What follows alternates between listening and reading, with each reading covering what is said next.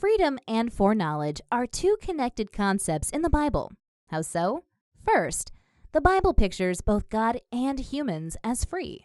God is free to give salvation or not, and we are free to receive salvation or not. So God and humans are involved in an ongoing, mutually dependent love relationship where both have the freedom to choose each other.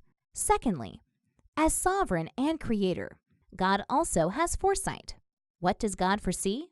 He foresees what humans can choose and what humans will choose. He knows all the possibilities and all the actualities, everything that could happen and everything that will happen. This is what we call the absolute or exhaustible aspect of divine knowledge. Now, because human choice fluctuates between accepting and rejecting salvation, God changes with it.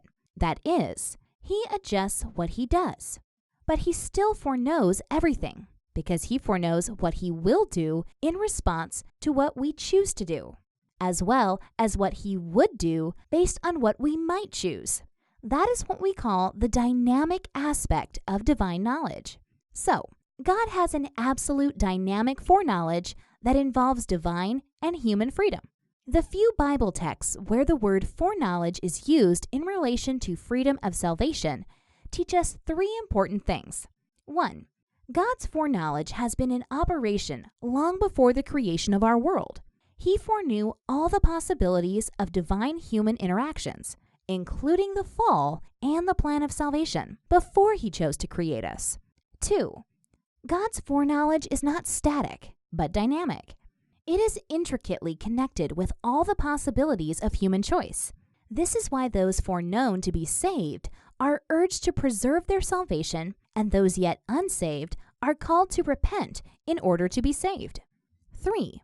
Since God foreknows not only the possibilities, but also the actualities, He foreknows what everyone will ultimately choose and can fairly decide whom to save. To illustrate God's foreknowledge, let's quickly look at an episode in David's life. He asks God twice if he should go to Keilah and defend it against the plundering Philistines. God instructs him to go and assures him of victory. David goes to Keilah and, as God foretold, delivers the city from the Philistines.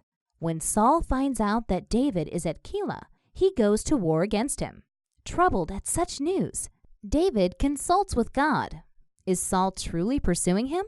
And will his hosts deliver him into the hands of Saul? God answers in the affirmative. David flees, and Saul gives up the pursuit. God foreknew that Saul would kill David in Keilah, yet He also previously foretold that David would become king. Clearly, when God foretold David's kingship, He knew that David would obey Him at Keilah. So, God interacts with humans and foretells both what could happen if David stayed. He would die. And what will eventually happen. David would become king. The interrelation between God's foretelling of the actual future and the possible future is fascinating. Of course, because God is infinitely greater than us, we can never comprehend Him fully. This means that, to a great extent, His foreknowledge will always remain a mystery.